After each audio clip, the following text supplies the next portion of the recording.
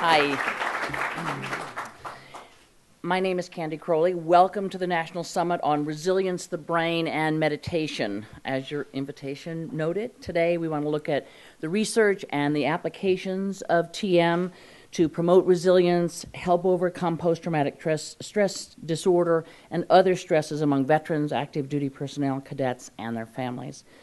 The need to help form a generation of resilient warriors is pretty clear. We're talking about warriors equipped not just with the tools of combat, but with the tools to adapt to the mental and emotional stresses of today's military life. Like you, I'm reminded way too often in the news business of the post-traumatic stress disorder, PTSD among our veterans, the suicides, the attempted suicides, and the toll it takes on loved ones and caregivers. I am so pleased to be at this forum where we have a stellar cast of military leaders and medical researchers, really of the highest caliber, who are here despite some really crazy busy schedules to explore the practical effective solutions to help overcome PTSD and the related stresses. I learned TM several years ago. It's helped me manage the stress in my life, which is minuscule compared to what the military personnel face every day. But I'm still aware of this compelling research on TM and PTSD. I've heard amazing stories of the transformation among meditating vets. And I know the nonprofit organization that's hosting this event, the David Lynch Foundation, and its division operation, Warrior Wellness. They are all great. Like you, I always want to know more. I want to see where the research has gone and what the smart folks are learning. So I want to begin with our first speaker, W. Scott Gould. He is the Deputy Secretary of the Department of Veterans Affairs, the VA. Prior to that, he held top executive positions at IBM Global Business Services, the O'Gara Company, an investment services firm, and Evolve, which is the tech services company. He is, I think more importantly to this, a Navy veteran. He served aboard the guided missile destroyer Richard E. Byrd as a naval intelligence reservist. Captain Gould was recalled to active duty for Operation Noble Eagle and Enduring Freedom. He is co-author of a book, The People Factor, Strengthening America by Investing in the Public Service. Ladies and gentlemen, Deputy Secretary of the VA, W. Scott Gould.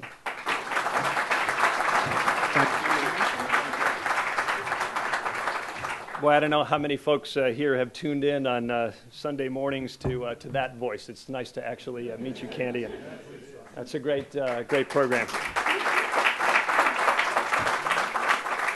Thank you all for inviting me to your National Summit on Resilience, the Brain, and Meditation. I'm pleased to be here with several colleagues, Dr. Raul Pereira-Hense, Ms. Jan Kemp, Dr. Alex Amaya, and Dr. Sonia Batten. Thank you for all the work that you do at the VA. This summit is particularly timely. Alternative forms of medicine for patients with post-traumatic stress are gaining acceptance, they're increasing in popularity, they're augmenting our current healthcare solutions. It wasn't long ago, in the lifetimes of many of us in this room, when combat or other trauma-related stresses defied diagnosis, much less proper and timely treatment. Pablum advice like, shake it off, you'll be fine, only tended to trivialize the deeply rooted pain that stigmatized and ate away at the lives of too many veterans. We may never know the number of soldiers and veterans stricken by stress that the system failed to recognize or acknowledge. After more than a decade of war, there's a renewed and growing awareness that the consequence of combat, the urgent need we have to attend to the invisible wounds of war, and our obligation to care for those whom we have sent as a country into harm's way. I think it's fair to say that we're adopting a more informed vision of the many mental stressors that affect our warriors and veterans on and off the battlefield. Today we know that many veterans suffer from post-traumatic stress. We know their symptoms and their pain are real. We also know that there are proven treatments that can provide hope, relief, and healing. And we are also humbled but what we don't know about how to prevent and treat PTSD. But as evidenced by your attendance here today and by the work that you're doing, you're bringing awareness to the problem and new approaches to deal with it. Now at VA, we're also working to raise awareness about post-traumatic stress disorder. We're providing world-class mental health treatment, and we're seeking out new and better ways to prevent and treat PTSD. The scale of our effort is substantial. 20,500 mental health providers, treating at least 1.3 million veterans with specialty care in mental health at a cost of about $5.9 billion annually. VA uses state-of-the-art clinical practice guidelines for PTSD care. They were developed collaboratively with the Department of Defense. We employ an integrated mental health strategy that includes help for families and helps provide continuity of care for service members who are transitioning into veteran status. We screen 100% of the service members and encourage treatment through our Make the Connection campaign that helps veterans of all eras learn more about how other veterans have benefited from treatment and care, and of course to seek that for themselves. And we also cooperate with a wide range of nonprofit organizations, 501c3s, whose dedicated volunteers provide additional options and complementary services. It's really a team effort. But all of you know that we are also overcoming a terrific headwind. First is our own culture. I'm okay. I can handle this. Incentives in the work environment that basically say, if I admit I need help, maybe I'm going to jeopardize that next promotion or call into question my security clearance. As families, we shield people from the recognition that they need help. He's okay. They'll get over it. Don't pay any attention to that behavior. And finally, and most profoundly, our own inability to admit when we need help and take the difficult step of reaching out for it. But the fact remains that even when we do get people into treatment, not everyone responds to treatments currently offering the most likelihood of benefit. And so we have to learn to recognize, relieve, and cure PTSD to veterans' patients in new ways. To this end, VA has called on a proud tradition of mental health research and development that has produced effective treatments for PTSD, such as cognitive processing and prolonged exposure therapy, as well as leading-edge clinical care that has been extended to include many alternative and complementary medicine treatments, including meditation. Last year, VA completed 2 evidence reviews that screened 1,776 articles and selected 7 randomized clinical trials for review. The conclusion was that current evidence on meditation and PTSD needs enhancement. We know that meditation has been used in treatment of PTSD, and we're anxious to identify its benefits and to determine if there are any potential risks for veterans in its use and under this condition. To develop our understanding of the effectiveness of meditation, we group meditation into roughly 3 buckets: transcendental meditation, mantric repetition, and mindfulness. And we resolved to fund studies in each of those areas. As a result, VA supported 3 clinical trials and 9 evaluation projects to study the effectiveness on meditation on PTSD. These projects have begun, and we're looking forward to the results across all 3 types of meditation. One recently published VA-supported clinical trial on mantra meditation showed that it was helpful in reducing PTSD symptoms, such as hyperarousal, compared to a control group. Our meditation field projects have been well received by our veterans, and this is critical. We have to recruit people on a voluntary basis to participate, and we expect to recruit even more in the coming months. We've also begun work collaboratively with the National Institute of Health and the DoD on future research opportunities in this area. With your help, the help of the folks, people in this room, we are understanding the effectiveness of meditation and PTSD in new ways, and we're hoping to join a range of potential therapeutic approaches to treat PTSD at the VA. What we once imagined as a new care paradigm may find its proven and rightful place in practical applications to the benefit of our veterans, adding to the tools we have to provide even better care that is safe, effective, and evidence-based. The point here is that these techniques are additive to the set of treatments that we have for our veterans today. VA continues to encourage our researchers to explore new areas of treatment for PTSD, including meditation.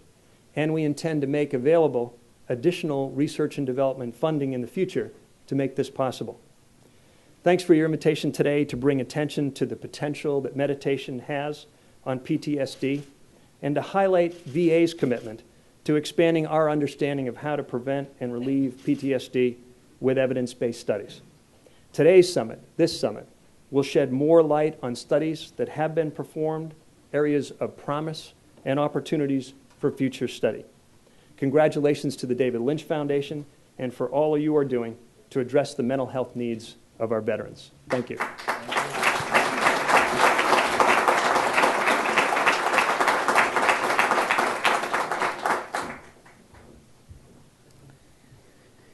It's just exciting to me to have someone with the Secretary's stature to be looking at this and to be encouraging this. It's just such a huge step, I think, as Bobby would agree with me. I'd like to now introduce you to Dr. John Hagelin. He is a Harvard-trained quantum physicist, but president of the David Lynch Foundation, which I understand better than the quantum physicist part. Dr. Hagelin conducted pioneering research at CERN in Switzerland and the Stanford Linear Accelerator Center. His scientific contributions include development of a highly successful grand unified field theory based on the superstring. There'll be a test right after this.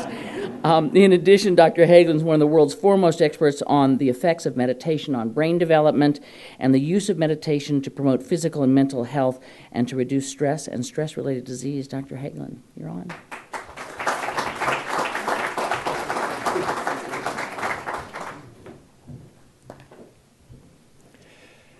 As Candy said, this afternoon we're going to be taking a quick look at the research and applications of one very effective approach for the treatment of PTSD and other stress-related problems that our veterans confront due to the severity of circumstances on the battlefield.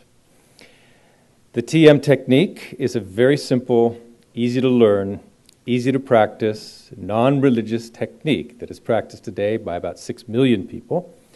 And the research that has been done on this technique now over years suggests that it is a simple way to take deep rest at will. Rest, according to research, that is deeper than sleep and more effective at relieving anxiety and easing stress-related illness of all kinds than other approaches typically in the area of relaxation or even meditation. We all know we need to do something innovative, something new to address a very serious problem. Hundreds of thousands of our returning troops suffer from PTSD. And in 2009, for example, more people died of suicide among our veterans than from battle. So it's a serious problem. The existing conventional treatments are questionably effective. So we certainly need to look carefully at anything new that shows this kind of promise. It is really wonderful today to be in the midst of such distinguished military leaders and such distinguished scientists and medical researchers. I'm going to take a moment now to introduce a very distinguished veteran, and that is Jerry Yellen, who is the co-chair of Operation Warrior Wellness. He is an 88-year-old decorated P-51 pilot from World War II. He landed on Iwo Jima on March 7th of 1945. He strafed Japanese positions for the Marines and flew 19 VLR missions over Japan. He and his wife of 62 years, Helene, have 4 sons and 6 grandchildren, 3 of whom live in America and 3 of whom live in Japan. Jerry Yellen.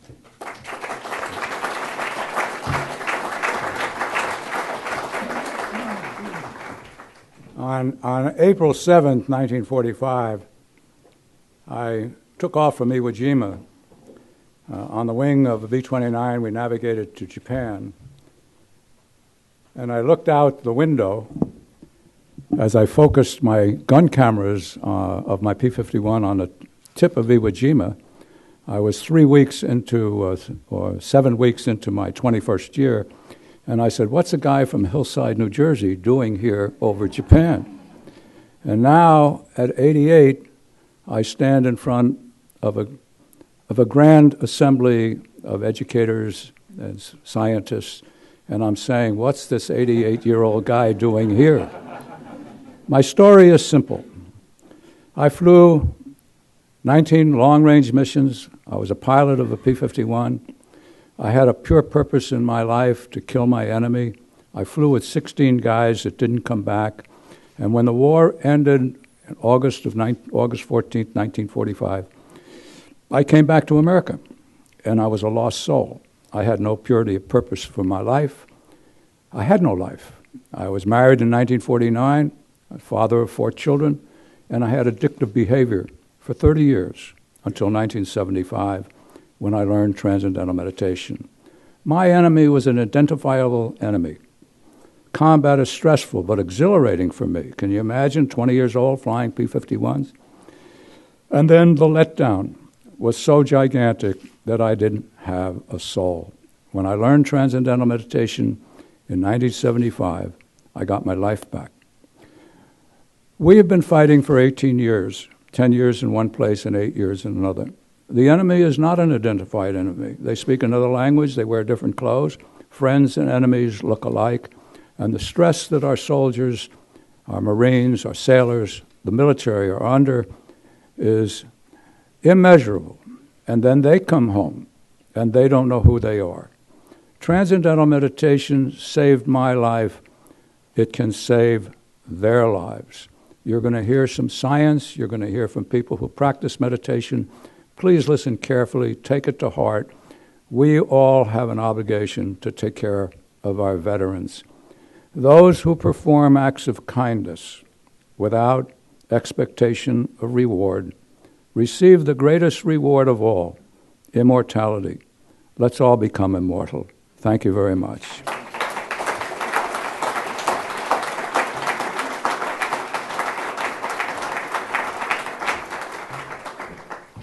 As Jerry and Secretary Gould alluded to, PTSD was once a secret that so many military men and women just lived with over the generations and struggled with. One of those, Dan Burks, was just 19 years old when he went off to Vietnam. I had got a scholarship to go to college. And, everybody's there to avoid the draft. And at the end of the first year, I thought, no, this is wrong. I'm going to go to war. I left, and I volunteered for the infantry. We were attacked at night at this place called Buda.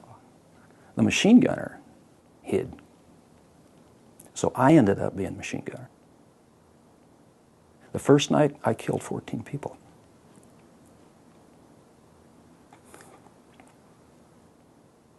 That fight went on for 2 weeks. 2 weeks. So this is very, very, very distressing. And it creates huge amounts of distress in your system. In your system.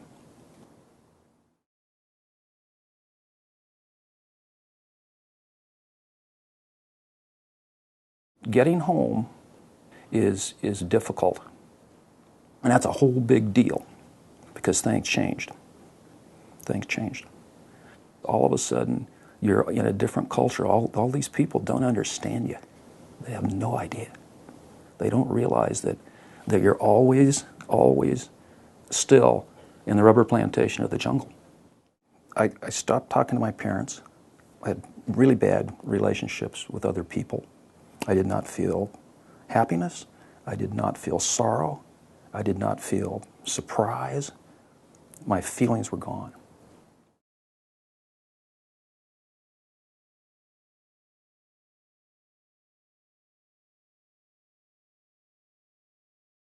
The first time that I learned about Transcendental Meditation was in Vietnam. December 18th, 1967, Newsweek. This is that 2-week battle at Buda that I was telling you about. And this is my unit. We went out and got ambushed. And this is me, doing my job. And then later in the magazine, coincidentally, is this. That's where I first learned about TM. This is an article about Maharishi Mahesh Yogi, and a couple of guys in my platoon. One of them got the magazine, and he came running over. He said, "Perks, you got to read this." So I did, and I said, "I'm going to do that. I'm going to do that."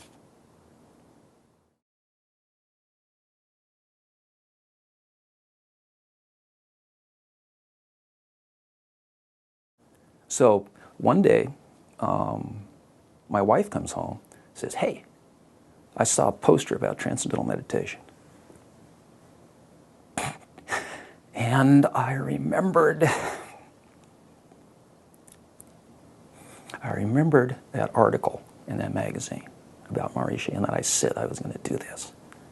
So I go in, and he says, "Okay, sit down, do this." And I could not believe what happened. It was the difference between heaven and hell. It was absolutely transformational. And from that moment on, things changed. Things changed. No more drugs, no more alcohol. Life changed. As time went on, I stopped looking for ambushes. I was able to go back out in the woods, which I really enjoyed. My wife and I got along better. All of a sudden, my parents were back. I started making friends again. Everything was just better. My emotions came back. My life came back. My feeling is that the experience that I've had from TM basically saved my life. It certainly saved my way of life. And it didn't just save my way of life. It made me better.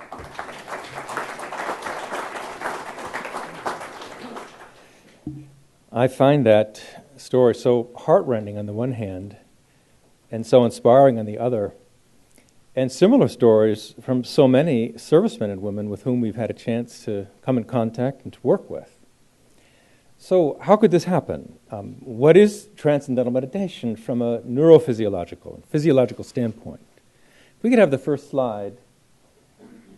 This defines meditation, classically understood, is a technique to take our normally outwardly directed attention powerfully within to experience deeper, quieter levels of mind, quieter, deeper levels of the thinking process, even slipping beyond thought to what is called transcendental consciousness, which is the simplest, least excited state of consciousness. When that happens, next slide, the body simultaneously gains a deep state of rest due to the relationship, the connection between mind and body. So this is one of many studies, a meta-analysis of 32 published studies showing levels of rest during the meditative state deeper than sleep and deeper by far than conventional relaxation. Next slide. The very deep rest gained during meditation is very effective at dissolving stress and anxiety. This is a major study, Stanford University meta-analysis of 146 previously published studies on the effects of various relaxation and meditation techniques on anxiety.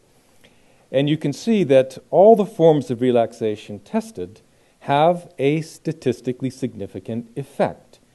But the effect of transcending, which is going to a much deeper state of rest, is certainly significantly greater. Next slide. Now, by the way, not surprisingly, relief from stress that is measurable is going to have benefits in terms of stress-related illness. And most illness is caused or complicated by stress. And we'll be hearing more about that very shortly. But I'm going to take my remaining minutes and talk about the effects of TM on the brain. Next slide. As the mind settles to deeper and deeper levels of silence, the body simultaneously, as I said, gets deep rest. Next slide. And what's happening in the brain transforms simultaneously. So every level of mental excitement or de-excitement, levels of mental rest, have their own electrophysiological profile. There's a difference between active attention or concentration and cognitive processing, which looks very different from the quiet reflection you might find in a typical meditative practice, like a mindfulness practice, very, very distinct. Transcending is going beyond even that quietest level of reflection to a state of complete silence where the electrophysiology is again completely different. Next slide. To summarize it in a nutshell, you have what is called global EEG coherence, high amplitude alpha waves across the entire brain. Next slide. Analyzed mathematically, you can see on the right somebody who has been meditating twice a day for 3 months versus the same person 3 months earlier. This is during meditation. What you see on the right is a striking correlation or integration of the functioning of the brain, so-called global EEG coherence or maximum orderliness of brain functioning. Next slide. Well, orderliness of brain functioning to such a striking degree has more than academic interest, because orderly brain functioning correlates with intelligence and rising IQ, creativity, learning ability, memory, academic performance, moral reasoning, psychological stability, emotional maturity, alertness, reaction time, resilience. Everything good about the brain depends on its orderly functioning. Now, this seems to be something extremely simple that anyone can do and learn in a couple of days to systematically increase the orderliness of the functioning of the brain. Next slide. When it comes to stress and traumatic stress, those who are doing research in this field have identified that as a result of acute stress, overwhelming stress, traumatic stress, the fear center or amygdala of the brain lights up as it's supposed to do, but doesn't always settle back down. The amygdala is like a math coprocessor or fast floating point processor that filters all of our sensory input, does a fast scan of everything we see before it even registers in the rest of the brain. And it is scanning continuously for possible threats, like a tiger jumping out from behind a rock. That sends the heart into palpitations. It does a variety of things that it is supposed to do. It triggers the fight or flight response. Next slide. And part of the fight or flight response is to shut down the so-called higher brain or prefrontal cortex, which is responsible for higher human functions like planning, judgment, decision-making, and shunts the blood flow to the rest of the brain, the reactive brain or primitive brain, appropriate for flight or fight or flight. But unfortunately, when the stress is acute, it is sometimes the case that the amygdala gets stuck on overdrive, a chronic excitation of the amygdala. And when that happens, the fear center is on constant alert, hypervigilance it's called, and you see threats everywhere where threats are not. Settling down to sleep, for example, becomes very difficult. And we're going to be hearing more also in a moment about what this actually means for the lives of soldiers and veterans on the actual experience, day-to-day experience. And for that, next slide, using brain imaging technology, like fMRI, you can actually see the amygdala cool down and its surrounding subcortical structures, surrounding basal ganglia, and you can see a reactivation and restoration of blood flow and metabolic balance to the brain, something that didn't happen or doesn't necessarily happen for somebody even after months and months of regular sleep and rest. But the deeper rest of Transcendental Meditation can unfreeze, unstick the accelerator, and even very quickly, over a period of days or months, as we will see, can restore balance to the functioning of the brain. Next slide, please. So it is a great pleasure for me to talk about what this really means for life and living, to introduce Dr. Norman Rosenthal, clearly highly esteemed, really one of the foremost psychiatrists in the country, to talk about this. For 20 years, Dr. Norman Rosenthal served as senior researcher at the National Institute of Mental Health and currently serves as clinical professor of psychiatry at Georgetown University Medical School.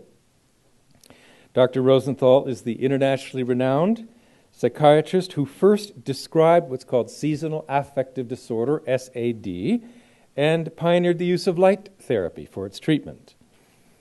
He is the author of over 200 scholarly articles and 5 books for the general public, including his most recent book, Transcendence, Healing and Transformation Through Transcendental Meditation, Dr. Norman Rosenthal. Thank you.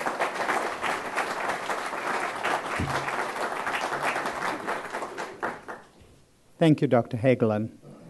I have heard the stories of Jerry Yellen and Dan Burks many times, but I'm never failed to be moved by them. They are so dramatic. And as a psychiatrist, I am painfully aware of the profound impact of trauma and how long the impact lasts, especially if you don't do anything. And I'm so glad to see that the consequences of trauma are being taken so seriously at this time. When we see the impressive effects of TM on these very major symptoms that Jerry Yellen and Dan Burks report, it is natural to wonder, how can such a simple technique as this have such a powerful effect on those who have suffered so much? And what I'd like to do here is to discuss some of the science that makes these apparently miraculous transformations logical and understandable.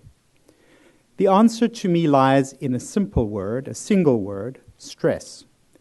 People who are terribly stressed, like soldiers under mortar fire, feel the impact powerfully on those parts of the brain that register danger, such as the amygdala, which we've already heard about. When the stress is very powerful or prolonged, these brain centers continue to reverberate long after that impact is over.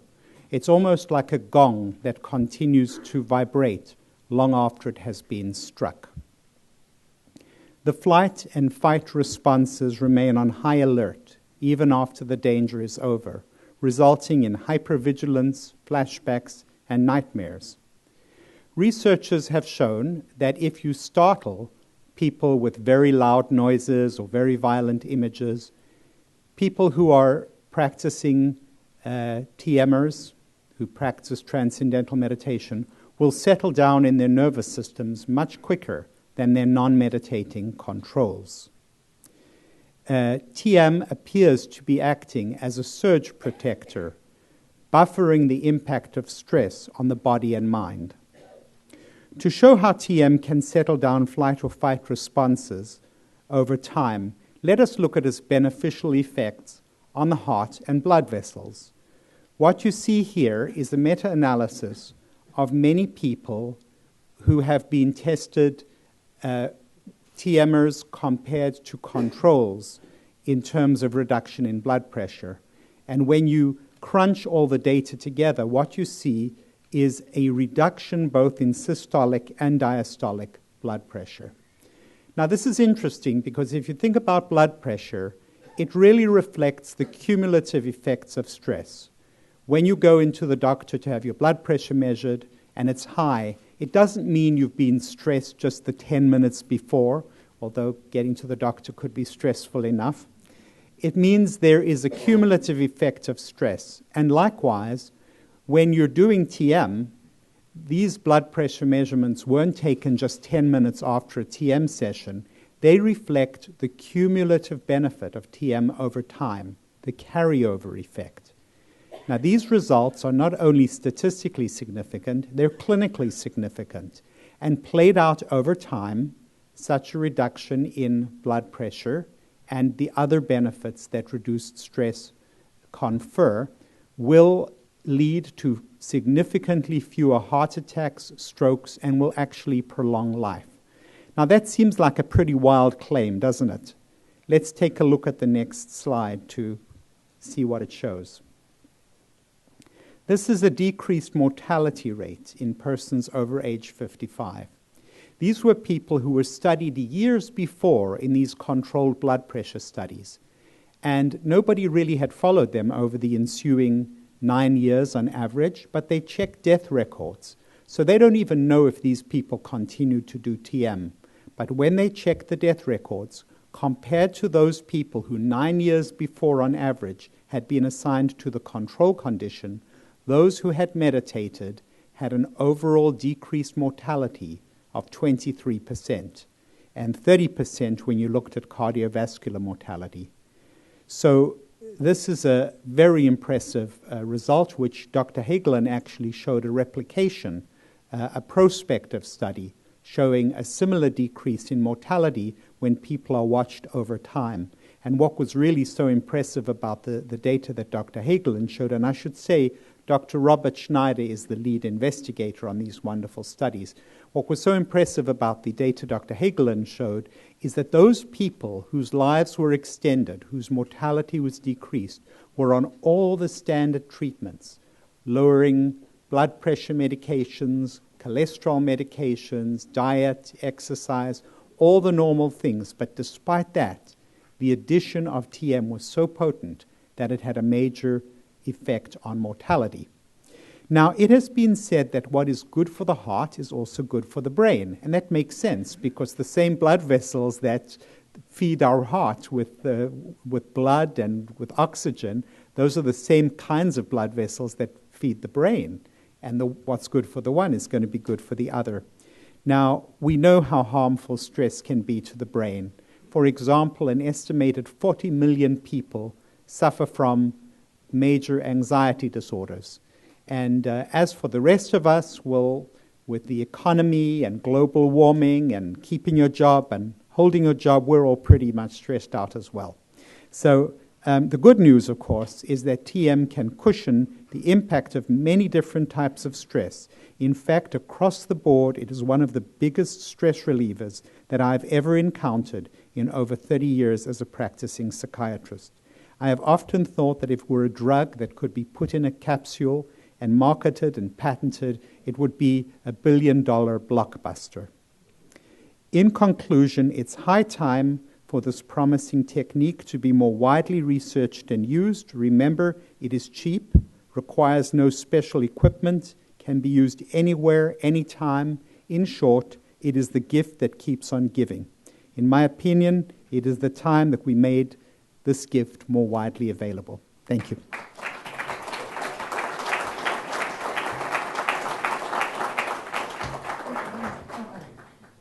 So we have heard a little bit about how TM can help veterans overcome the nightmare of PTSD, but the next natural question is how do you prevent it from happening in the first place, which is why today, for the first time, you're going to hear the story of a visionary military college president, his staff, and his cadets who are using TM in a new way to promote resilience, to upgrade the way cadets are trained before they are sent out in harm's way.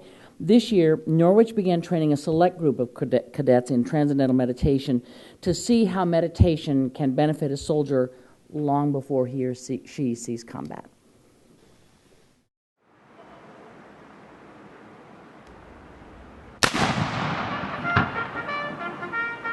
For Norwich, we've always worried about the whole person because in battle and in leadership positions in the United States military, you have to be a whole person. And so we've always concentrated not only making you very smart and making you very strong, making you a great leader, an ethical leader. I think that TM will provide us another whole dimension of integrating all of that, improving my performance in all of those domains. And I haven't found anything else that can do that yet. Last semester I had a pretty heavy course load, as well as being cadre for a platoon, so having 27 recruits that are under my command and trying to lead them as well as balancing my academics. And I was tired all the time. My muscles were tired, my mind was tired, I was beginning to fall asleep in class.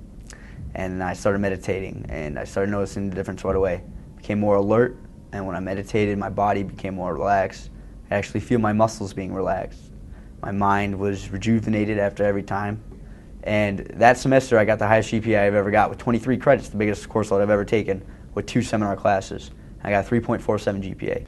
One of the biggest differences I've noticed between my platoon and some of the other platoons is we're more professional and we're more locked on. We're not joking around, they're not breaking their bearing, they're keeping that 1,000-mile stare. Them meditating does make my job a lot easier. I'm not an angry person by nature, don't tell the rooks that, but I don't like yelling at people if I don't have to. But if I can talk to them and get them to do something with just a stern tone, then that's much better for me, and I think it's more effective for them as well. Meditation definitely enhances their ability to essentially comprehend what we're telling them to do. I remember when I was a rook, we were told things 3 or 4 times before we finally got it right. We tell it to them once, maybe twice, and they're getting it right. We've kind of picked up a bit of a reputation on campus as those weird people that meditate, and I kindly point out to them the fact that we don't fall asleep in class. We've got better PT scores, we do better on tests, we have better uniforms, we don't get yelled at as much as they do, and then they quiet down pretty quickly after that. I would say the biggest benefit is the energy. I mean, in high school I would drink like a whole thermos full of coffee a day, and I don't have to do that anymore. It feels good to not have to rely on things like that and be able to do it myself. I was a skeptic at first, but now that I've learned, it's great. I mean, I've directly seen the benefits. I'm a senior, and I've never gotten over a 3.0. This semester, I've had 22 credits, 4 lab sciences, and I have a 3.6. I don't think I just got that much smarter. I think the TM helps me focus, and so when I study, I get more benefits out of it. I'm happy that, Norwich is now following them and looking at their grades and their retention and all the objective outcome measures that an organization would care about. So just like the Army would look at, we're happy if you feel better, but we're really happy if you feel better and you don't get in trouble and you perform better and you are retained longer.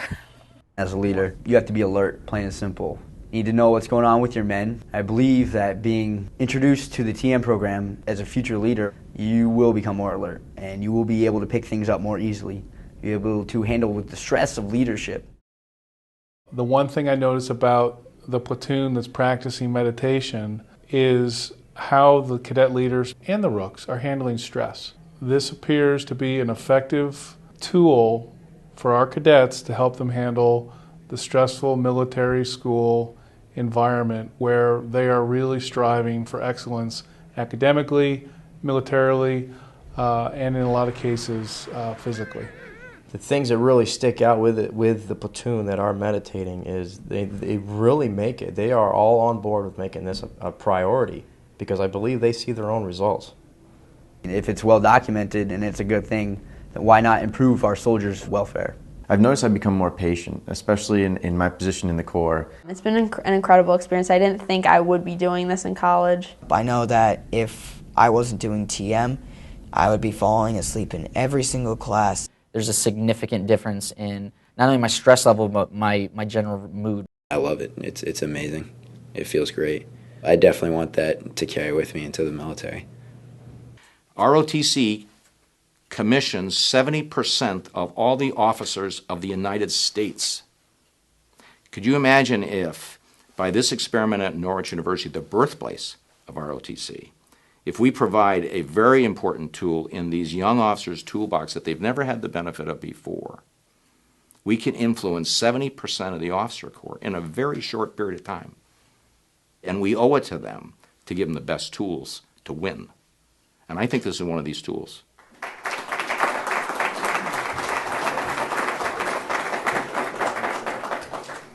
Dr. Richard Schneider is the 23rd president of Norwich University. He is a 1968 graduate of the U.S. Coast Guard Academy. He was regimental commander of the Corps of Cadets, sailing master on the bark Eagle. He was commissioned as an ensign in the Coast Guard and served 8 years of active duty, including a tour in Vietnam. He served 30 years of both active and reserve duty, retiring in 1998 as a Rear Admiral. Dr. Schneider's military awards include the Coast Guard Distinguished Service Medal, Coast Guard Meritorious Service Medal, Coast Guard Commendation Medal with Gold Star, Navy Commendation Medal, and numerous campaign decorations for service in Vietnam. He earned a master's degree in liberal studies from Wesleyan and a doctorate in public policy from the University of Delaware. Dr. Schneider is, amidst all of this, married to Jamie Gilroy and has 4 married daughters. Dr. Schneider, the floor is yours.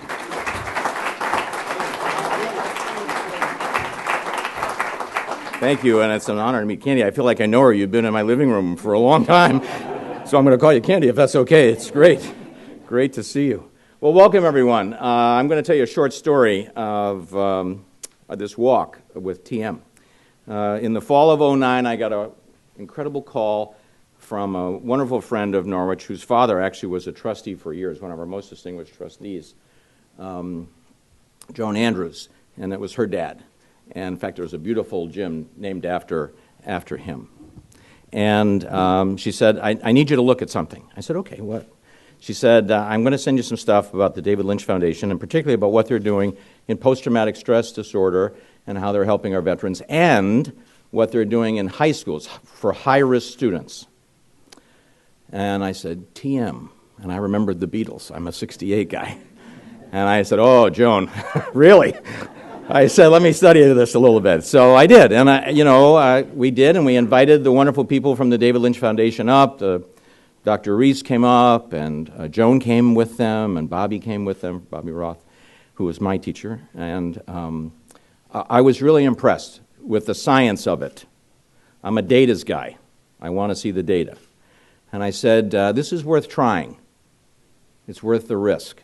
The political risk of being a college president and doing something that many of the faculty may have said was whacked, or with the connotations of that. And so what I did is, you always lead from the front, Candy. You don't make your troops do something that you won't do. So I said, okay, I'm willing to get trained, and who wants to join me?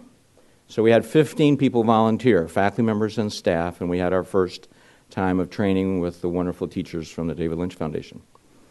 And we were very impressed as a group. I honestly do think I'm a better president. At least I'm a less stressful president. I may not be a better one, but I'm less stressed personally. And that was great. So we then approached the senior leadership of the regiment and said, listen, we've been doing this for about 4 or 5 months, very quietly, by the way. We didn't tell anybody about it because I wasn't sure how it was going to turn out. So I didn't want to get everybody excited about this, so we were kind of like just doing this very quietly. And we had about 300 students in the beautiful Plumley Armory. And we got a bunch of volunteers, and we trained 37 of them. And they gave us a thumbs up on it also. We need to do this. So that summer we wrote to the entire inbound Rook class. Rooks are recruits. That's the Norwich shorthand. For those of you that want to come to Norwich again, please, or come. You can send your young people to us. We'd love to have them. But we wrote to them, and over 60 parents said, I'd love my student to be able to experience this training. And by the way, it's all volunteers. So we set up 2 platoons, one that had been trained right away as soon as they arrived at school, and then a control group. Within a couple weeks, the control group was angry with us. We want that training now, because they were hearing stories from their classmates about how much better they were doing in school. And for me, it's all about improving performance, academically, athletically, discipline-wise, in every way at school as a whole person. So actually, that group did finally get trained this spring. And we were so impressed with the results that we're doing it again. The course is steady as you go. We're going to do this again for 60 students. In fact, some of the freshmen that were trained will become sophomore cadre members overseeing the new ones coming in because they understand what to expect. So we couldn't be more thankful for the wonderful support we've gotten from the David Lynch Foundation or the great financial support we got from the Education Foundation of America, which is one of Joan Andrews' foundations. And what's happening for our students, it's a very simple idea, gang. If we can get them to have this tool before they go into battle, they'll be able to handle their own personal stress better, which means their troops will appreciate that from their leaders better. And then when they can come back home, perhaps they will be more resilient as well. So we're looking forward to tracking these students through their entire career and see if that can happen. That is our goal, to make them stronger, really smart, really strong, really brave, and emotionally prepared for the traumas of war. It's my pleasure to introduce one of our researchers, Carol Bandy, just promoted on Sunday by the Board of Trustee action to professor, the highest rank one could achieve in the military or in the academic world, and she's just a great scientist. And why don't you welcome Dr. Carol Bandy.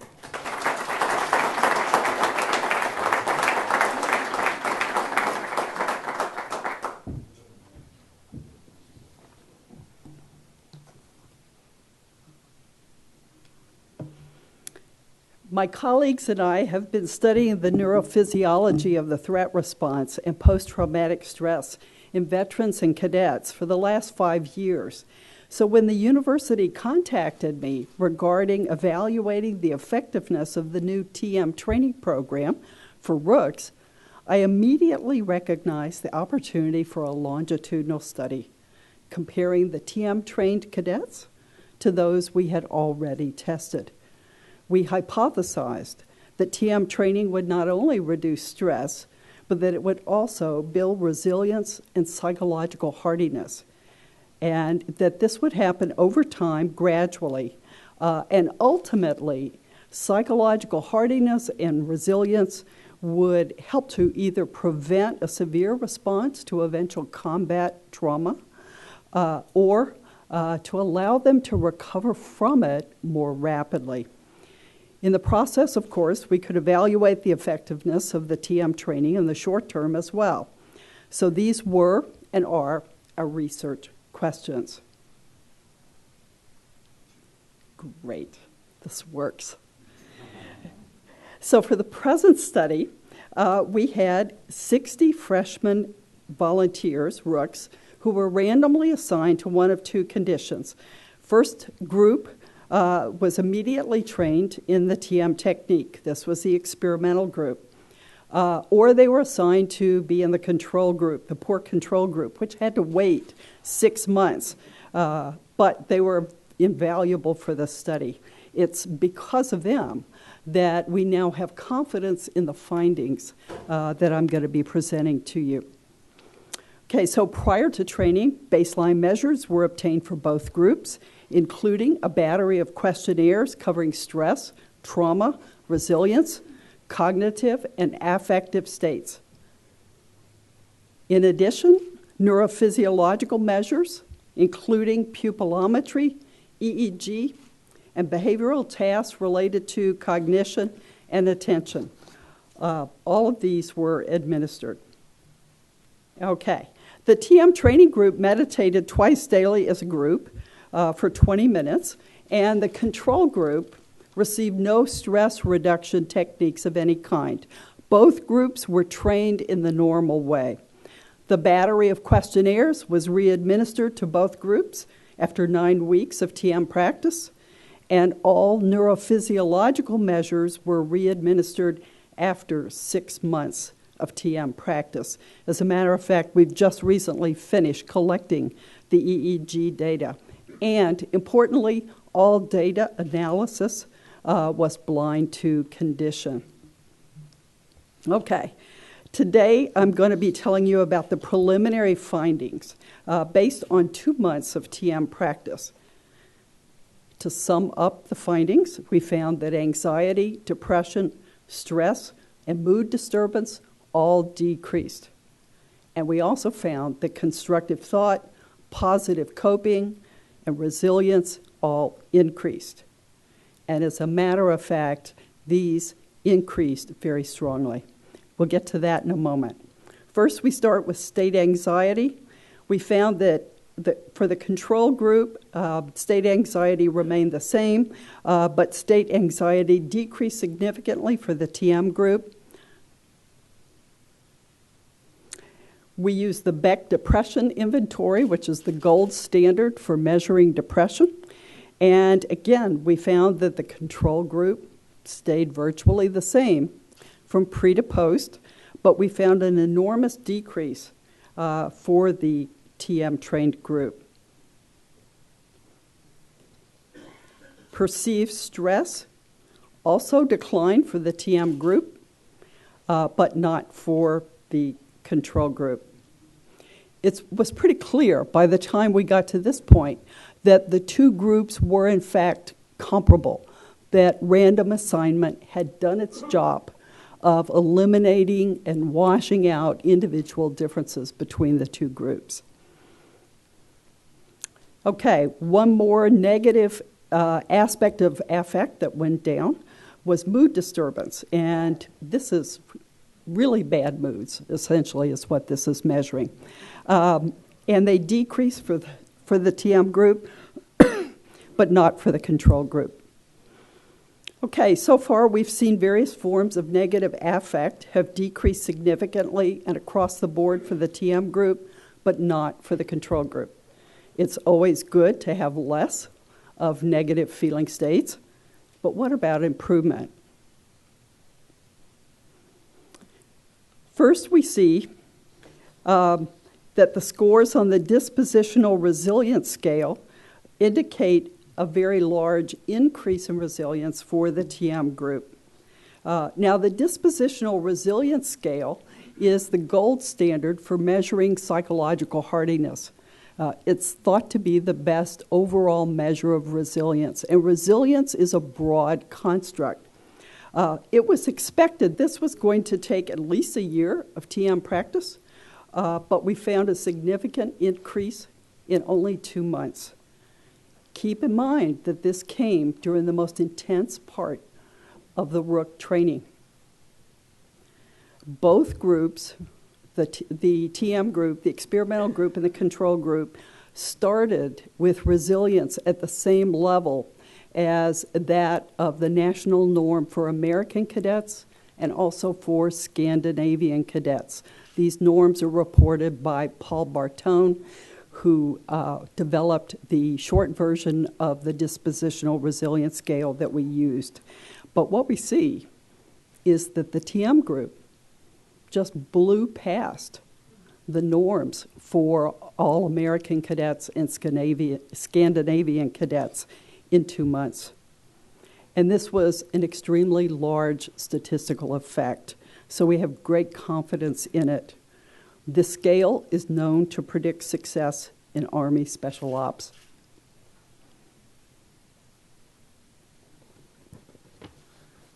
Okay. The constructive thinking inventory was used to measure whether negative kinds of thinking, things like esoteric thinking, superstitious thinking, naive optimism, if those would decrease and more positive aspects of thought would increase. Better logic, better understanding of cause and effect, that sort of thing. And again, we found an enormous effect for the TM group in increase of constructive thinking. This was quite large. We also found on a subscale of it that problem solving and coping also increased. Okay, finally, we come to what really excites me, and that's the future analysis that's going to begin as soon as classes end. Finally, we're going to be taking a look at what's going on in the brain. My colleagues and I are quite excited about this. We are eagerly arguing with each other about what it is that's happening. And so we will be looking at the following EEG measures: error-related negativity, and also error-related positivity, which is the flip side of it. This seems to have to do with the ability of the brain to inhibit errors, but also, more importantly perhaps, to learn quickly from mistakes. We're also going to be looking at novel P300, which is a measure that correlates with hypervigilance.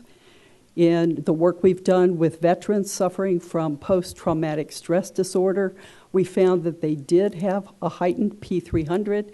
They also had heightened hypervigilance, but the ones who were suffering the most also had a high level of dissociation on the dissociation scale.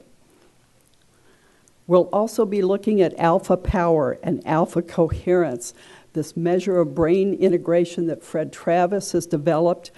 It looks to be quite promising. It looks at the balancing of the brain front to back and left to right.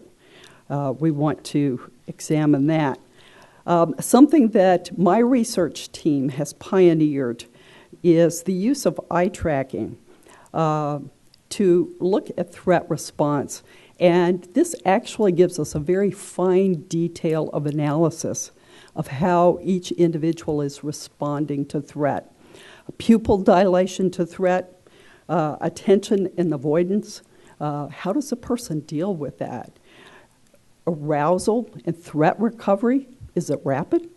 Does it occur at all? And accuracy of visual attention. Let me show you an example of the kinds of measures that we're getting with eye tracking. This is a typical split screen image that we use to assess fixation. You see that on the image on the left, there are many eye fixations that are recorded as circles that are aqua. This is not surprising because this is a disturbing, unusual image. Compared to the right, that is to say, the one on the right is similar in terms of the position of the individual, but obviously the meaning is extremely different. So this is going to give us a great deal of information. Okay, the significance. Resilience and constructive thought developed much faster than we had expected. And it's not just resilience according to the dispositional resilience scale, but literally all of these results that we found and that have been found over and over again over the last 40 years for TM, that's resilience.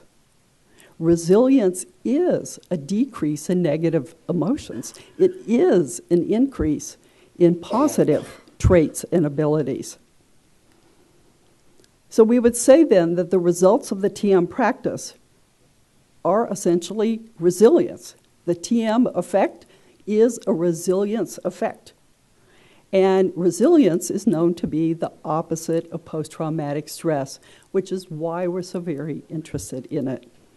Now, the last question I will leave you with, the one ultimately most exciting, I think, to neuroscientists is the brain, during the practice of transcendental meditation, optimizing itself? Possibly what occurs during transcendental meditation is that the conditions are set up very easily for the brain to take over and run its own maintenance script that allows it to literally return to normal and then move beyond that to a more optimal state. At any rate, we will continue this as a longitudinal study, and thank you very much. The next speaker today is Lieutenant Colonel Mark Hagelin.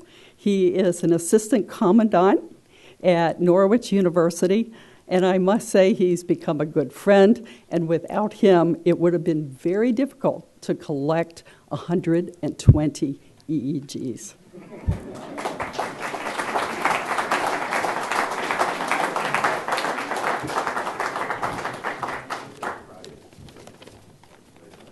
Good afternoon, everyone. Today I'd like to share with you some observations about the TM platoon at Norwich. I've been involved in this project for a year and a half as I was one of the first group to be trained at Norwich. I was asked to conduct a project in my battalion, and I accepted the task. Our initial task was to develop a plan to implement training in one platoon in the 4th Battalion.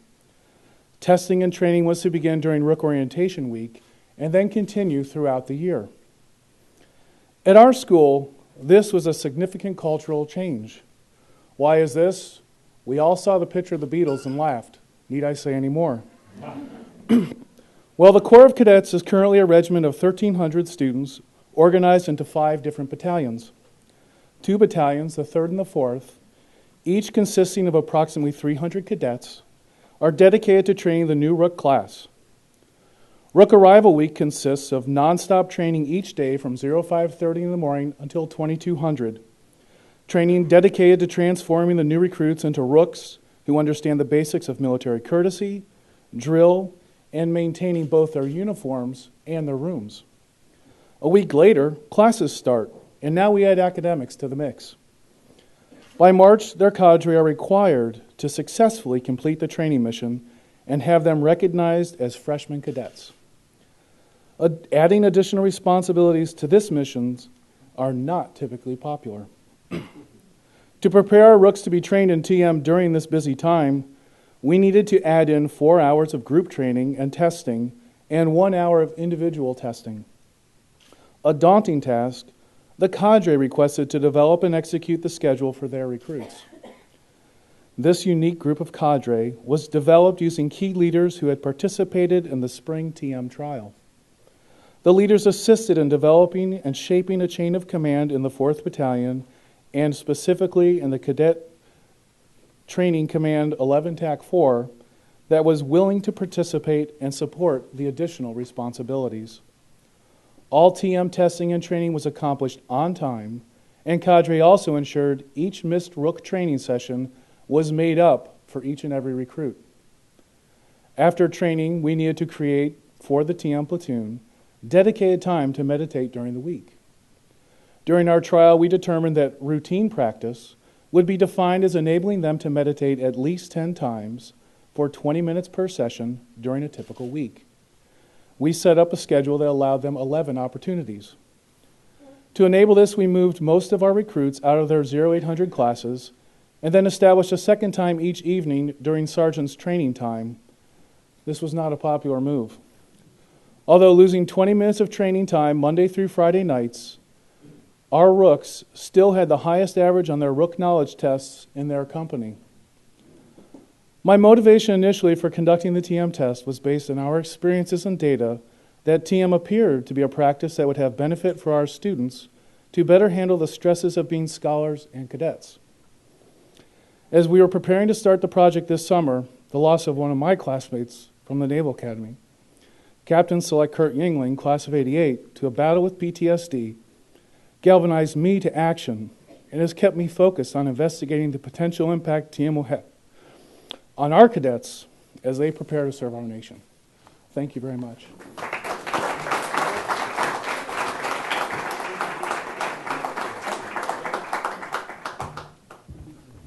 I forgot I was supposed to introduce the cadets. I'd now like to have 4 cadets who are from the 1143 platoon tell us their stories. Gentlemen.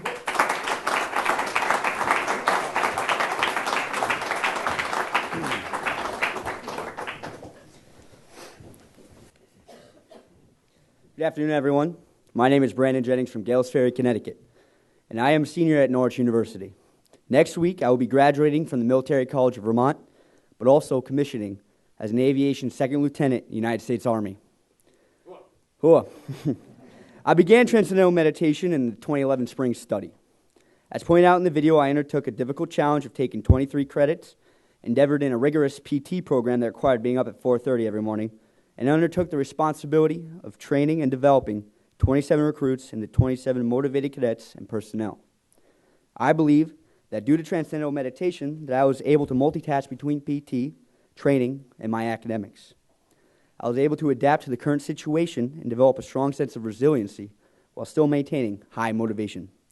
This year, I undertook the responsibility of being a company commander for 11-4, consisting of 2 normal Rook platoons and the Transcendental Meditation Rook platoon. It seems at first that all the platoons I was in charge of were the same. However, as the year progressed, I began noticing changes within the Transcendental Meditation platoon. They were not having difficulty staying awake during study hours or throughout the day in class. Their uniforms were pristine, their discipline and morale high, much higher than the average platoon. This was no mere coincidence. The same thing that was happening that happened to me the year prior.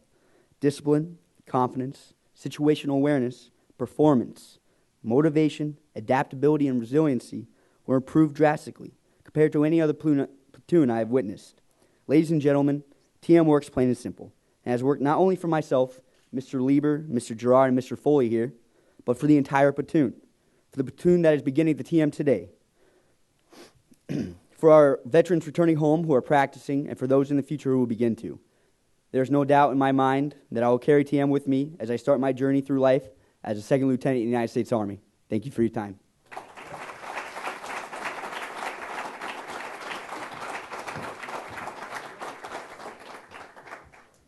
Good afternoon. I'm Keem Foley, freshman cadet at Norwich University.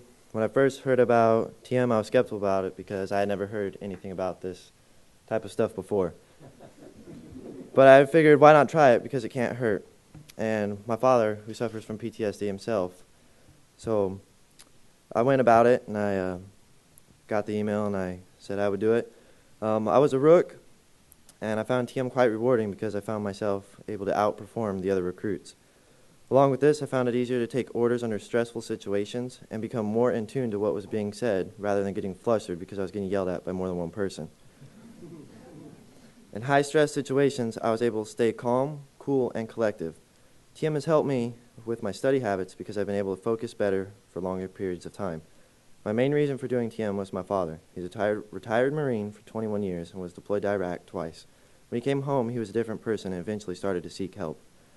As I do TM, I think about all of the benefits that it can give wounded warriors as himself because they are able to relax and get rid of the everyday stressors and become at peace with what has occurred with their life.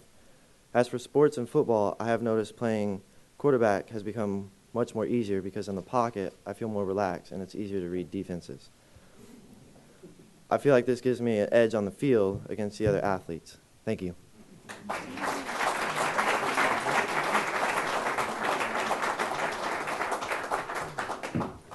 Good afternoon. My name is Jacob Gerard, and I'm a junior at Norwich University. I participated in the meditation study, first as a member of the men's lacrosse team, and then as a freshman squad leader. I initially started practicing TM to help enhance my athletic ability, but soon found it enhancing my leadership in a military setting also. I mostly found the effects of meditation bettering my focus and efficiency.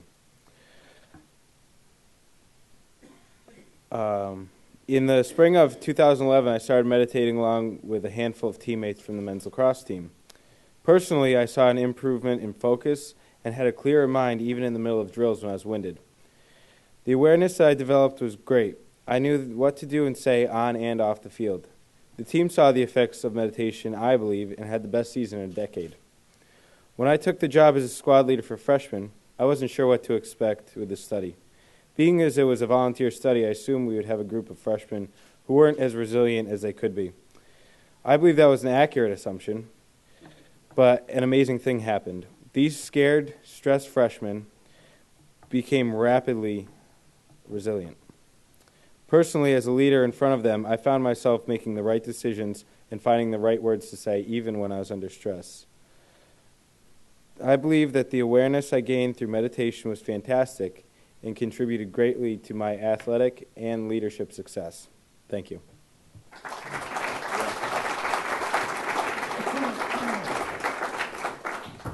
Good afternoon, ladies and gentlemen. My name is Sam Lieber. I'm a junior in the Corps of Cadets and am going to commission to the United States Navy next year following my graduation. This year in the Corps, I was the platoon sergeant for the TM platoon, which is essentially the drill sergeant. They would be the focus of the study. So what President Schneider was saying about them being the recruits, I was their drill sergeant. And my job was to effectively develop them as cadets and train them as future leaders in the United States military and society. I started meditating just a few days before the Rooks arrived, and I quickly began to notice the effects of meditating. Rook Week is a week of controlled chaos for the Rooks and a week of trying to control chaos for the cadre. During this week, cadre staffs, typically composed of a drill sergeant or a platoon sergeant and 3 staff sergeants, will typically work in shifts, allowing each member to be appropriately rested at all times and allowing the overall staff to work effectively. But during this week, we didn't work in shifts. When we would drop the Rooks off at their scheduled station, we would go back to one of our rooms and then meditate. And then all 4 of us would be back there to get at the Rooks, which allowed us to train them more effectively. Throughout the year, we found that our Rooks were having a much less difficult time learning the information being taught to them compared to that which we had seen in the other platoons. We were able to teach a lesson, and the Rooks were able to immediately apply that knowledge to their daily lives as well as their jobs and their duties as Rooks in the Corps of Cadets. They became much more diligent workers in terms of not only their work in the Corps, but also their academics, resulting in outstanding grade point averages platoon-wide, including the cadre staff. There's no doubt in my mind that Transcendental Meditation makes a difference and has made a difference in my life more incredible than I had initially expected. With a larger workload than the average college student and the everyday stressors of college life, I was better able to cope with the stress and manage my work, allowing me to have an outstanding semester. Having seen my own results, I plan on taking TM with me after college in all my future actions and endeavors. Thank you.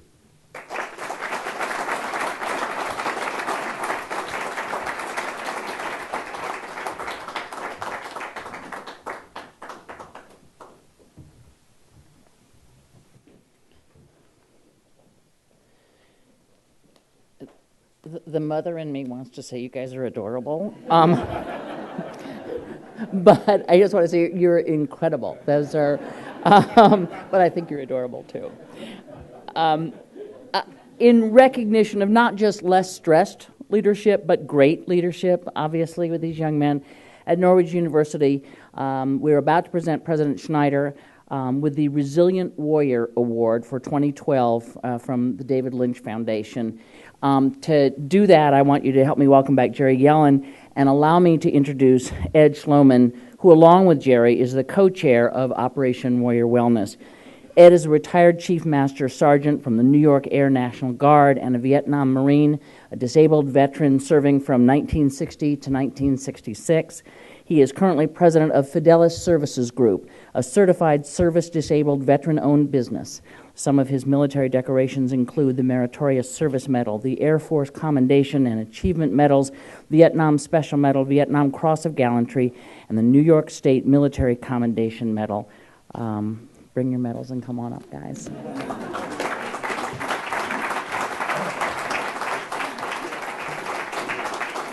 Thank you, Candy. Stand at attention, you're with a captain. I was talking to a sergeant major. I don't think it works. I think we see a future general or an admiral in the audience.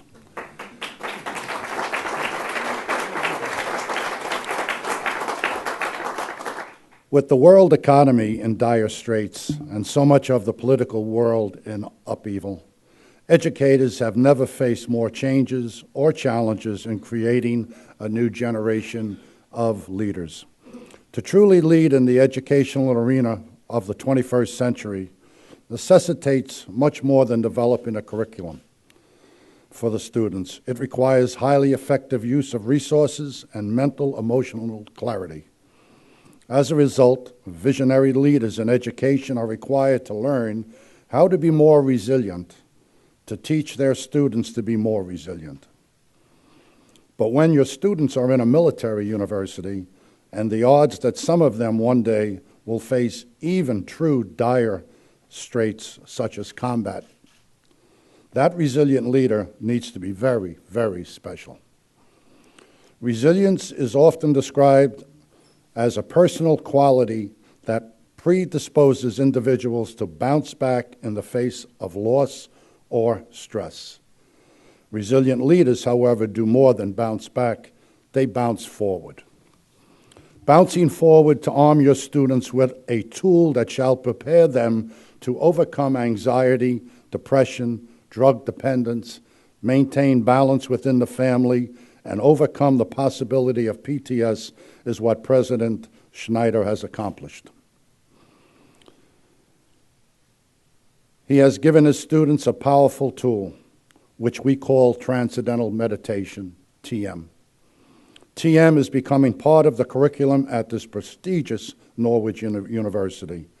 You have seen and heard from his students how deeply this meditation has transformed their lives, how deeply they respect the gift President Schneider has given them. He is a true educator, he is a true leader, and he's a true resilient warrior. So it is with deep respect and honor that the David Lynch Foundation bestows this Operation Warrior Wellness Resilient Warrior Award for the year 2012 to a great American, a great warrior, a great friend, to President Schneider.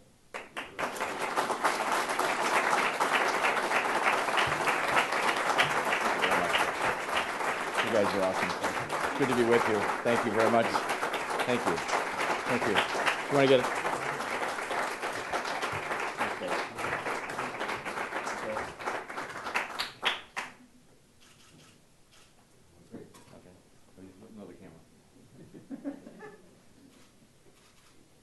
Thank you. I'm accepting this on behalf of all of Norwich. Thank you very much. Thank you very much. Thank you.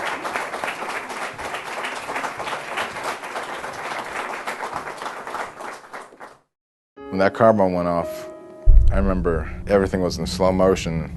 It's so horrible, these explosions and killing and seeing his friends right in front of you, your good friends.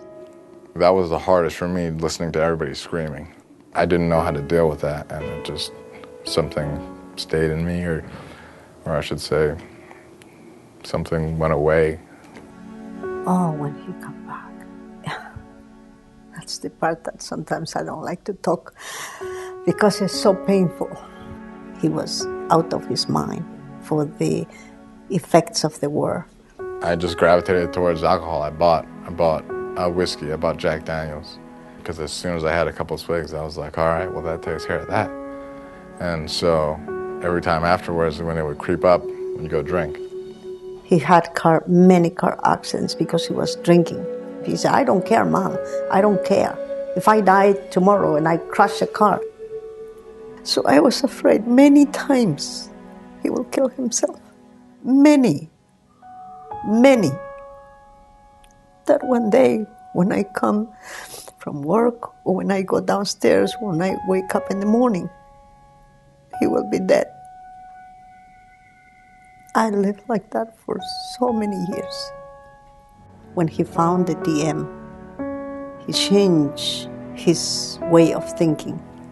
I experienced this relief from the constant anxiety attack my life had become. TM, it's all in the individual. It comes back to the core of who you are as a person and what you're made of, and you have to give yourself a chance to try to make yourself better. He's thinking about the future, thinking about respecting more than anything, respecting himself, loving himself. He is happy. It's beautiful. It's incredible. That is the boy that I raised. TM saved his life.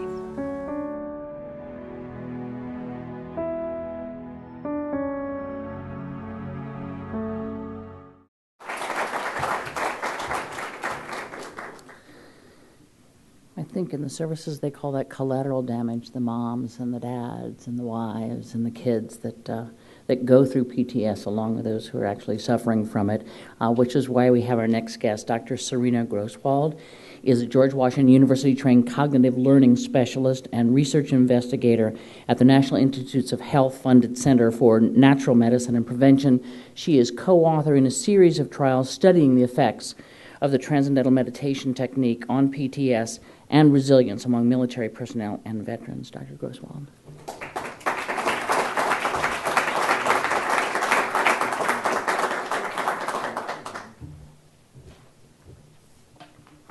Thank you. Well, resilience is a term that has become prominent in our vocabulary in the last few years, primarily because of the focus on trying to build a strong military force that can withstand the challenges of deployment and combat, not just physically, but mentally and emotionally. Everyone is familiar now with the numbers of troops that have been affected by post-traumatic stress. We needn't remind you of the level of extent of that problem. But you've just heard one parent's story. I think that those numbers of those who are struggling with post-traumatic stress or the effects of being deployed or combat, we can multiply that probably by a factor of 2, maybe 3 or more. Because as Candy mentioned, for everyone that participates in the service, there's a mother, a father, a husband, a wife, a son, or a daughter, all of whom are affected by the long absences of their service person as they're away, and then trying to cope with the changed person when they return, who's not the same as the one that left. TM provides a technique for helping these families cope and a way for dealing with the stress of having someone return different from when they left. I want to just read you a quote from one soldier's wife and her experience. Since learning TM, I've been feeling so wonderful doing my TM twice daily. The biggest improvement is the lack of anxiety I now have in my life. I went through so much stress and anguish trying to help Luke dealing with his PTSD and how it affected my girls. I was a mess. I didn't know how to help myself or how to let the worries go. TM has been amazing. It is life-changing. And she mentioned her girls, her children. We have a whole generation that are being affected by having a parent gone, potentially not returning, or returning as someone different than who they left. These children often suffer silently. They don't know how to express their stress, often not even aware of the fact that they're under such huge stress and the way that it affects them.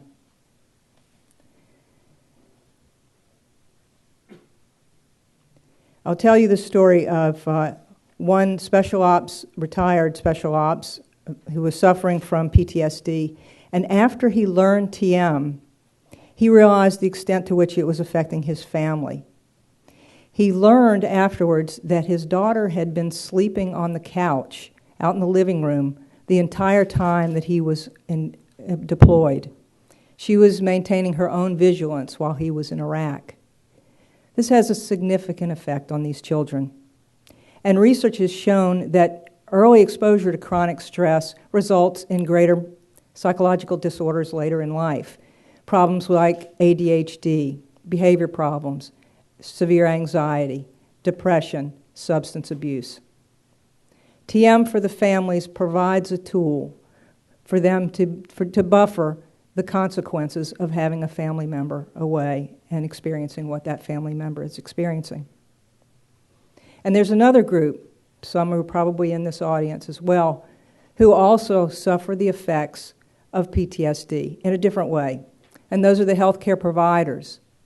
Providing service and healthcare to the large numbers of people that they see every day, hearing their stories every day, has a significant effect on them. And research has shown that the stress of the care provider affects the patient outcomes. We also have been providing TM to several of the social workers in different areas. Here's a story of one of those social workers. Before starting TM, I'd been increasingly frustrated, anxious, and overwhelmed at work. The littlest thing would set me off into some kind of tirade.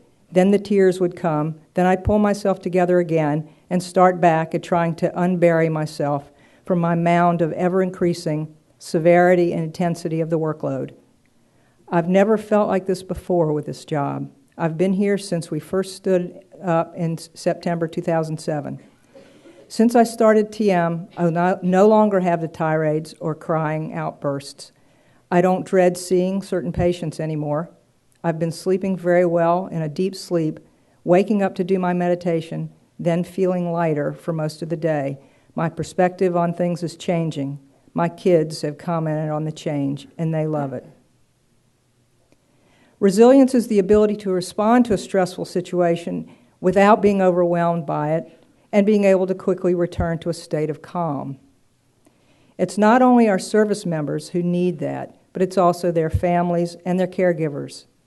You've heard the science and how and why the Transcendental Meditation technique works and the research that supports it.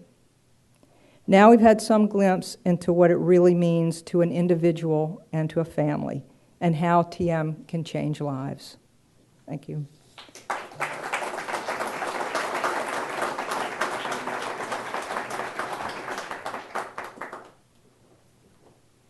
Our last speaker before the break is Colonel Brian Rees. He is a graduate of the U.S. Army War College. He has over 35 years of commissioned service.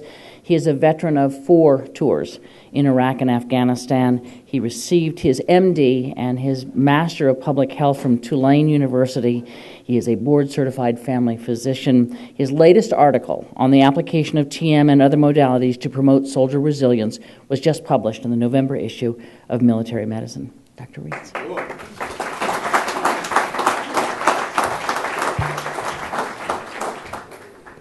Thank you.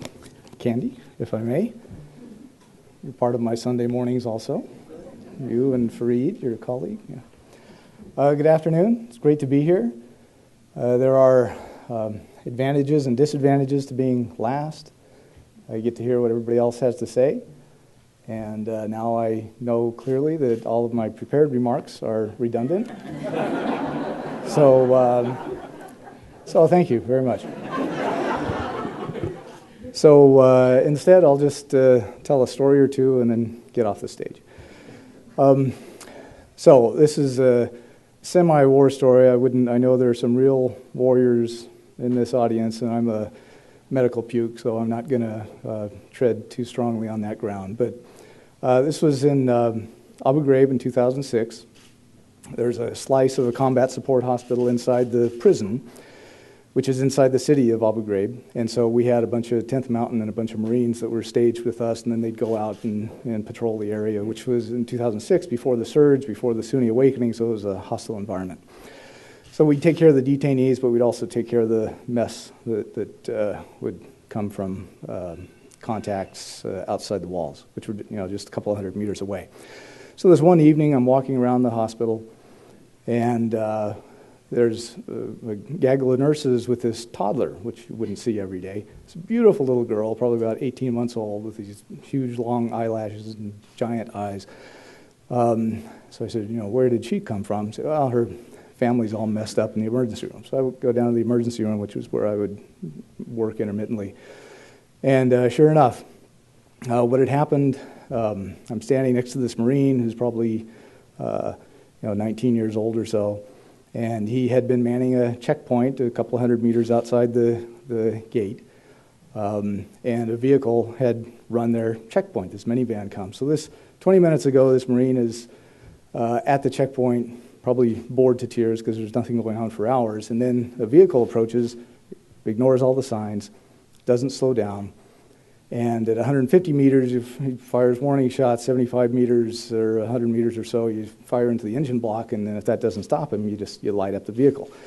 So he figures, this is a vehicle full of insurgents with a vehicle-borne IED that's going to come and blow up him and his buddies. So he lights them up, and then he and his buddies go to the vehicle, and what do they find but this family? A couple of guys, women, and children all shot to hell. So I'm standing next to him, and I make some innocuous comment about, what a mess or what a shame or something like that. And he says, yes, sir, sucks to be a bad driver in Iraq. And I could just see that numbing starting, and I don't know how long he'd been there, but if it hadn't already started, there it was. He was distancing himself. And what else he had gone through, who knows. So, what happens then? Does he get a month off in Kuwait to go swimming or something like that? No. From there, he and his buddies, they go right back out and do it again. And then a few days later, I'd see him or some other guys in his unit, and they'd be there because one of their guys has gotten shot. Because we're, again, right in Abu Ghraib, and there were some very accurate snipers right there in town, and every week, couple of times a week, they'd kill one of our Marines. So we kept having these memorial services. So there would be that, and then they would get wounded, and they would bring in their own wounded. So it kept going on and on. And I remember thinking, this is some tough duty these guys got, because it was stressing me, and I was meditating at that time, and I was meditating regularly, and I thought, how can they go out and do this day in and day out without having this tool? Because it fit right into my routine. When you deploy and you go into theater, you want to optimize. It's like being an athlete. You got to be mentally sharp. You got to be physically up to speed. So, and that there's going to be some chaos in your schedule. So, you try to create a schedule. You create a battle rhythm, which includes exercise and good food, and you're trying to stay fit. And for me, an integral part of that was twice a day, every day, more, religiously. That it's not a religion, but with regularity, like brushing my teeth, I would make sure I would never miss a meditation, because that was my chance to bleed off the stress and kind of to reset whatever tread had come off the tire. Can put some back on, and then you carry on. You just go day by day until you get out of there. And I thought it would be very difficult to be particularly a young combat arms guy. We saw those MRI, the functional MRI with the little, the functional black holes in the frontal cortex.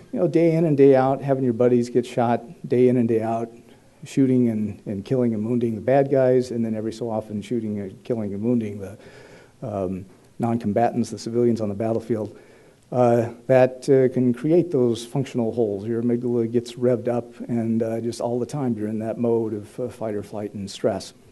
And it's not surprising that soldiers and Marines and so forth who are subjected to that find themselves performing the kinds of behaviors that get people in trouble. There's this expression, the strategic corporal, in this age of CNN and the news cycle, and cell phones everywhere where people take movies of themselves doing really stupid things.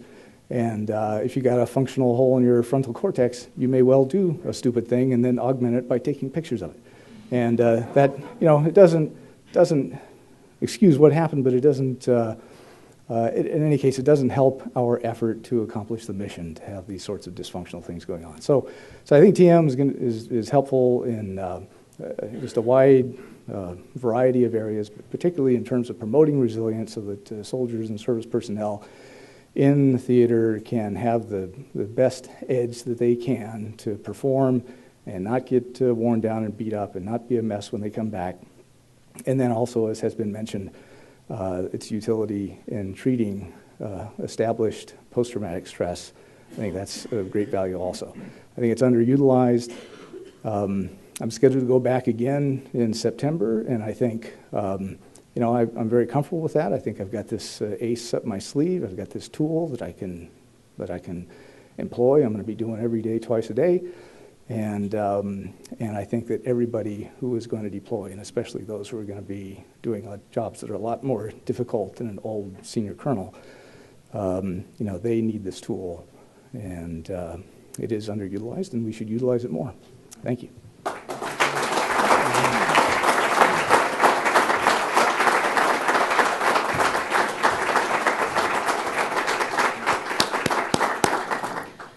So I'll share a secret with you. We're in segment 17, and my instructions here are Candy summarizes and closes before breakout sessions. So I don't think you actually need me to summarize. I will tell you one thing that Bobby and others at the David Lynch Foundation won't say. So let me just quickly say, if you would like to help Operation Warrior Wellness to get this technique to as many soon-to-be warriors, current warriors, past warriors as possible, those who want it, please see them because they will tell you a way to help financially. But I think the way I would summarize this up is, now you know, so pass it on. Thank you all for your attention.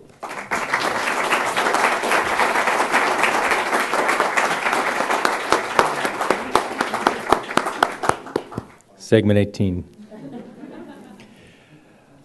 I want to thank some people very much. And first, I'd like to thank Candy Crowley, who is, with scientific objectivity, I think I can say, the smartest and best journalist and commentator on television today. I'm a big, big fan. I'd like to thank Deputy Secretary Gould. I'd like to thank President Schneider and his incredible team and cadets for coming all the way from Vermont today. I'd like to thank our wonderfully distinguished veterans for their service and for their presence here with us today, our research scientists, medical researchers, brain scientists, everybody for their wonderful presentations. Everybody in this room really is a person of authority, a person with a circle of influence, and really I invite your help in helping us bring this program, which also, I think, with scientific objectivity, I can say, based on the research, has the greatest promise of any approach, in addition to all the tools we currently have, but a powerful new approach to augment and increase the success of all the current efforts to bring this program to all of our troops in training, veterans, and their families and loved ones who have to cope with the enormous challenges due to their service of our country. I'm going to invite our Sergeant-at-Arms, Executive Director Bobby Roth, to give us our marching orders now. But for myself, I also thank you all very much for coming. Thank you.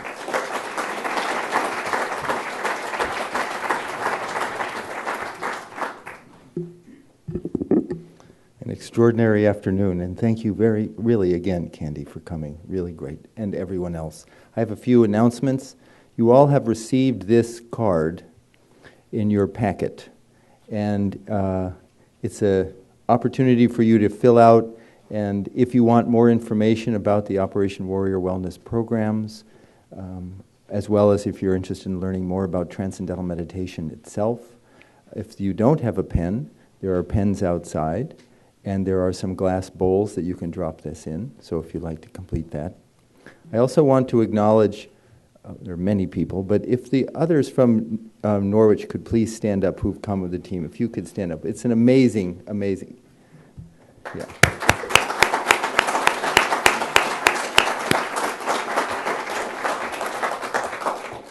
You also have received a listing of some of the programs and research, some of the partnerships and research projects that Operation Warrior Wellness are collaborating with.